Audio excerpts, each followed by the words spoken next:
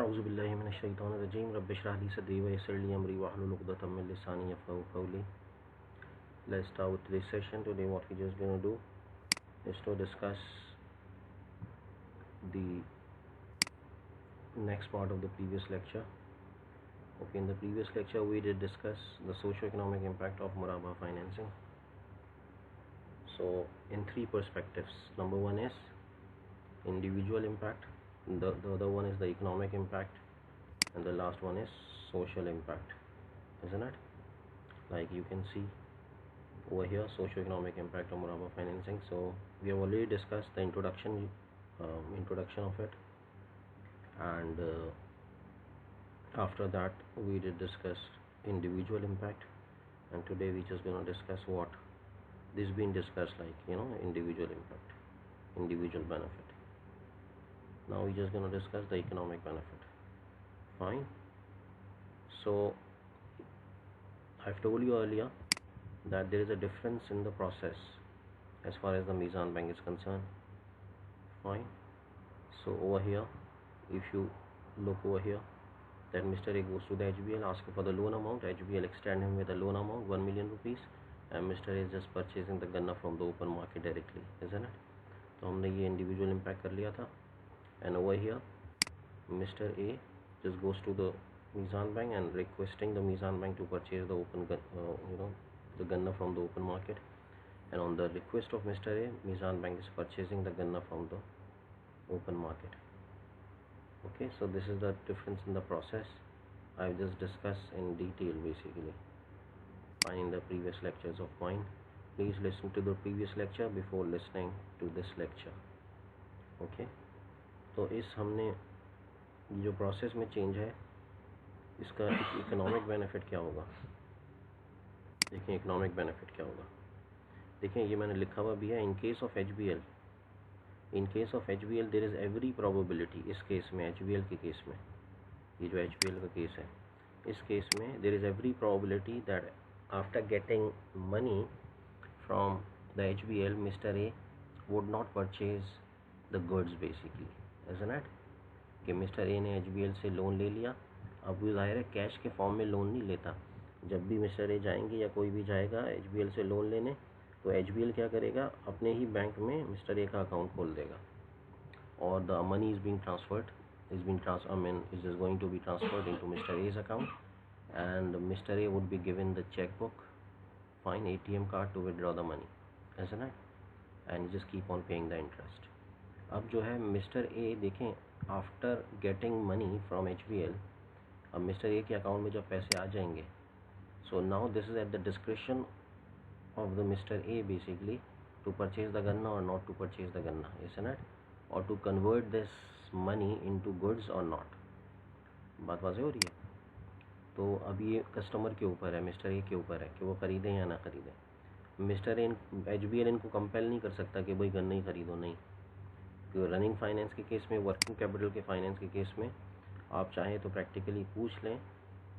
ये बेसिकली आप एनालाइज कर लें बैंकिंग ट्रांजेक्शन्स को.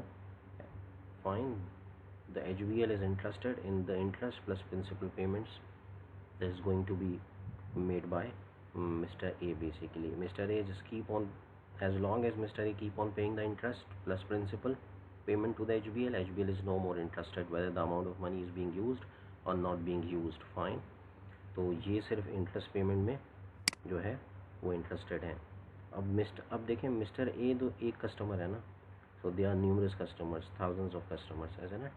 तो अब हम सब ये नहीं बोल सकते. देखें इलॉजिकल है ये, इसको जो है, it is illogical to think that each and every customer after getting loan from the conventional bank convert the amount into goods basically. कुछ ऐसे भी कस्टमर होंगे जो कि गुड्स में कन्वर्ट नहीं करवाएंगे पैसा.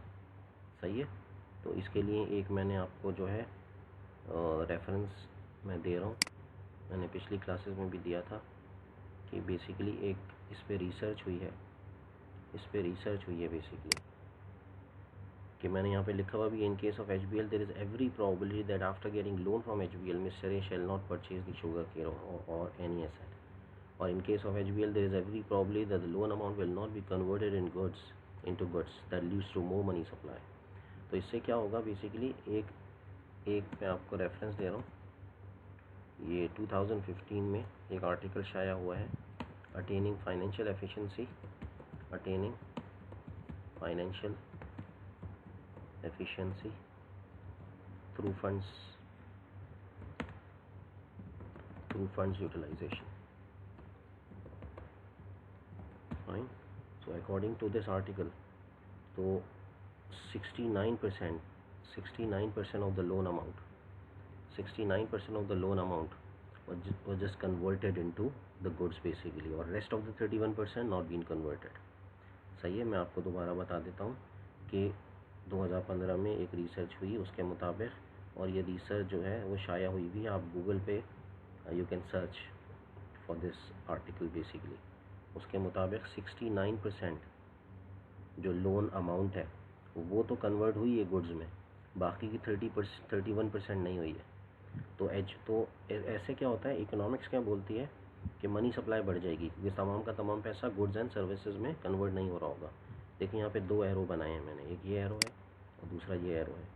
तो ये एरो बेसिकली जो है ये लेंथ वाइज कम है. इससे वजह उसकी है कि मनी सप्लाई अगर 100% से बढ़ रही है तो गुड्स कितनी परसेंट से बढ़ रही है, 69% से, क्योंकि कन्वर्ट कितने में हो रहा है इस रिसर्च के मुताबिक 69% लोन अमाउंट कन्वर्ट हो रही है गुड्स के अंदर. तो मनी सप्लाई 100% से बढ़ जाएगी, गुड्स एंड सर्विसेज की प्रोडक्शन 69% हो रही है. तो in the long run economics is saying basically, the economists are saying basically that whenever there is a money supply is more basically fine in comparison with the goods and services produced in the economy, what's just going to happen, inflation is going to happen then. ये according to research मैंने यहाँ पे भी लिखा हुआ है, 69% of the loan amount were utilized in purchasing goods. तो इससे फिर इन्फ्लेशन हो जाएगी basically in the long run. इसकी एग्जांपल ऐसे ही है कि आप इस तरह सोचें कि एक जो है सुबह जो है लोग एक मोहल्ले में उठे और अखबार लेने गए अपने घरों की, अपने दरवाजे पर, तो वहाँ पे देखा अखबार के बजाय जो है वो 5-5 हज़ार रुपये की गड्डियाँ थीं. तो तमाम लोगों की 5-5 हज़ार रुपये की गड्डियाँ गेट पे थीं अखबार के बजाय. तो अब उस मोहल्ले में मनी सप्लाई बढ़ गई. बात वाज़ेह हो रही है. अब उस मोहल्ले में जो दुकानें हैं उसमें गुड्स ज़ाहिर है लिमिटेड हैं. तो आप मुझे बताएं कि जो प्राइस बढ़ जाएगी गुड्स की या प्राइस कम हो जाएगी. ऑब्वियसली बढ़ जाएगी प्राइस गुड्स की, हाँ, क्योंकि मनी सप्लाई उसमें ज़्यादा है मोहल्ले में और गुड्स एंड सर्विसेज लिमिटेड हैं. तो जब भी बेसिक तो प्राइस बढ़ जाएगी. इसी तरह इकॉनमी में भी यही होता है. Whenever there is a more money supply then the goods and services produced in the economy, then inflation just going to happen then. Okay, I am not saying the economists are saying. I mean you can look into the macroeconomic books, find the causes for inflation, then you'll just come to know. Okay, तो ये money supply इसमें बढ़ रही है क्योंकि 69% loan amount convert हुआ है goods में, बाकी 31% नहीं हुआ. तो in the long run keeping other things constant, money supply बढ़ जाएगी, गुड्स एंड सर्विस की प्रोडक्शन कम हो जाएगी, और जब ये होता है तो इन्फ्लेशन होती है. तो ज़ाहिर है इन्फ्लेशन हो रही है इसके अंदर. लेकिन इसके केस में, मीज़ान बैंक के केस में अगर आप ऊपर जाएं तो यहाँ पे कौन गुड्स परचेज कर रहा है, मीज़ान बैंक. तो यहाँ पे there is no probability that the asset is not going to be produced in the economy because the loan amount, because the muraba funds is being converted into goods. मुराबा funds is been converted into goods. तो इस research के मुताबिक जो मैंने यहाँ पे लिखी है 69% है, और मीज़ान बैंक के केस में कितनी है, यहाँ पे मैंने यहाँ पे लिखा हुआ है according to research 97% of the मुराबा funds were converted into goods. तो HBL के केस में 69% और मीज़ान बैंक के केस में 97%. ये रेस्ट ऑफ द 3% कहाँ पर है, ये एजेंसी कॉन्ट्रैक्ट की वजह से है, जो मैं आपको बाद में डिस्कस करूँगा. बात वाज़ेह हो रही है. अभी ये 95% है रिसर्च के मुताबिक. तो इसका क्या मतलब हुआ कि मनी सप्लाई का जो एरो है वो slightly equal to goods and services produced के एरो के बराबर है. इसका क्या मतलब है कि जितने भी मुराबा फंड्स थे वो कन्वर्ट हो रहे हैं 97% तक. वहाँ पे कितना है, 69%. तो जब यहाँ पर जो money supply is produced fine in equivalent with in equivalency basically as equal to the goods and services produced in the economy, fine, then price stability would just going to happen. then price stability आ जाती है. I am not saying, the economists are saying, basically look into the macroeconomic books which says this thing, that whenever there is a money supply which is equivalent to the goods and service produced in the economy, price stability just going to happen then. Okay, तो यहाँ से हमारे क्या हो रहा है, price stability आ रही है, यहाँ से क्या आ रही है, price stability, and price stability is one of the objectives of macroeconomics basically. Okay, it is one of the macroeconomic objectives. Okay, and the objectives of the monetary policy too.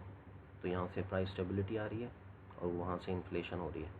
तो अगर हम इस टेबल पे जाएं तो यहाँ पे economic benefit HBL के केस में नहीं है, लेकिन MBL के केस में अल्हम्दुलिल्लाह है. बात वाज़ेह हो रही है. इसी तरह now moving towards the social benefit.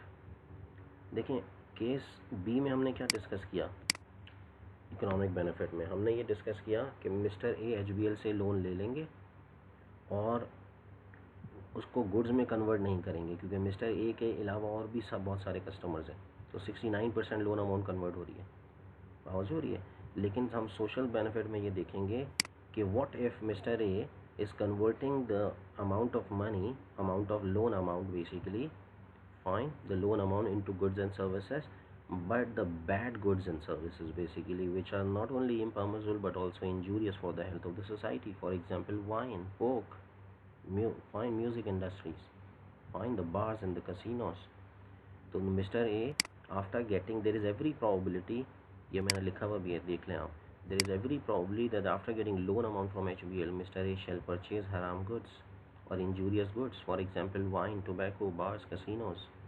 Hence there shall be a negative effect on these things towards the society, isn't it? क्यों? क्योंकि जब अकाउंट में पैसा ट्रांसफ़र हो गया, now HBL is no more interested, you know, I mean, where the amount of money is being utilized, just to purchase the ganna or to purchase the wine, isn't it? HBL is no more interested. I mean, what the HBL is interested in, it's the interest payments. As long as Mr. A just keep on paying the interest to HBL, HBL would be no more interested that whether the amount of money is being utilized or not, or when the amount of money is being utilized in, for what purpose basically, whether the permissible purpose or impermissible purpose, they just do not care about it. तो यहाँ पर जो है कुछ customers ऐसे होंगे कि जो इंजूरियस प्रोडक्ट्स भी बाय कर सकते होंगे. बात वाज़ेह हो रही है. तो वो जाहिर है वो है नेगेटिव इम्पैक्ट जाएगा सोसाइटी के ऊपर. बात वाज़ेह हो रही है. बिल्कुल इसी तरह अगर आप मीज़ान बैंक के केस, यही केस आप एनालाइज करें मीज़ान बैंक के केस में, तो मीज़ान बैंक के केस में गन जो है, अगर मिस्टर ए बोलते हैं, किससे, मिस्टर ए बोलते हैं मीज़ान बैंक से, यहाँ पर ये मिस्टर ए बोलते हैं मीज़ान बैंक से कि could you please purchase the wine for example और the tables for the bars and casinos basically. तो मीज़ान बैंक मिस्टर ए से क्या बोलेगा, अस्सलामु अलैकुम वरहमतुल्लाहि वबरकातुहू, wine is injurious, wine is impermissible in the eye of शरिया, that's why you don't have to run the wine shop, है ना. तो हम इनको तालीम देंगे कि भाई जो है आप जो है ये वाइन शॉप नहीं खोलें, और जो है उसके लिए टेबल्स के लिए हमसे मुराबा के लिए नहीं बोलें. तो हमारे पास एक शरिया कंप्लाइंट प्रोडक्ट की लिस्ट है, सही है. अब हमारे पास कोई कस्टमर आता है और कहता है कि could you please purchase the pork for example, fine. तो we can not purchase the pork basically, we can only purchase the halal things basically, the halal commodities which are permissible in the eye of sharia, fine. और जो चीज़ जायज़ होगी उसके फ़वाइद भी हैं, और जो चीज़ नाजायज़ होती है उसके नुकसानात भी होते हैं. बात वाज़ेह हो रही है. तो ये सोसाइटी पे अगर हम नीचे जाएं तो बैड इम्पैक्ट पड़ेगा, सही है. तो यहाँ पे यही मैंने लिखा हुआ है, social benefit in case of HBL no, और in case of MBL yes, because we are analyzing this not only in Pakistan, the Islamic banking industry or the Muraba financing not only in Pakistan but worldwide basically, isn't it? Because in the Western countries where the Islamic banking are in operation basically, वहाँ पर क्या होता है, I mean the wine is legal, fine, and being, I mean, by their government, I mean they are just given the licenses basically, they are taxed, ऐसा ना. लेकिन देखें जिन माशरों में वाइन उनकी गवर्नमेंट ने उनके गवर्नमेंट के लिहाज से, उनके लॉ के लिहाज से लीगल भी की हुई है, वहाँ पे भी कोई वाइन इंडस्ट्री में के लोगों को, कोई वो शराब पीने वालों को कोई अच्छा समझा नहीं जाता। फाइन, जिस माशरों में बार्स एंड कैसीनोज लीगल हैं, उनकी गवर्नमेंट ने लीगल किए हुए हैं, वहाँ पर भी बार्स एंड कैसीनोज में जाने वाले लोगों को कोई अच्छा तस्वुर नहीं किया जाता। बात वाज़ेह हो रही है? तो बेसिकली अब अगर कन्वेंशनल बैंक इस्लामिक बैंक से कन्वर्ट हो गए सारे कन्वेंशनल बैंक, देखिए अभी तो कितना है कि अभी कन्वेंशनल बैंक है CB, फिर CB, फिर CB, फिर CB, फिर CB, उसके बाद एक इस्लामिक बैंक आता है, फिर CB, फिर CB, फिर CB, फिर एक इस्लामिक बैंक आता है। बात वाज़ेह हो रही है?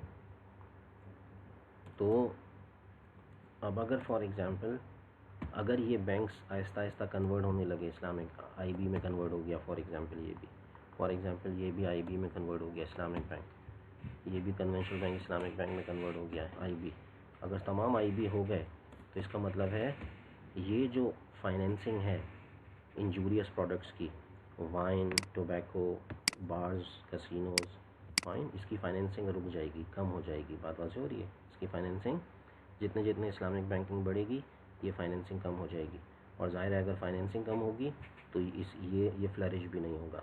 तो किसी माशरे से बुराई का ख़त्म होना अच्छाई की अलामत है basically. That's why I am just saying that there is a social benefit in case of the Meezan bank. बात वाज़ेह हो रही है? तो इसमें कोई अगर आपको क्वेश्चन है तो फिर इंशाल्लाह we'll discuss, I will take the question in Saturday's class, in the Thursday's class basically. So we'll be having the class on Thursday, coming Thursday 5 to 6.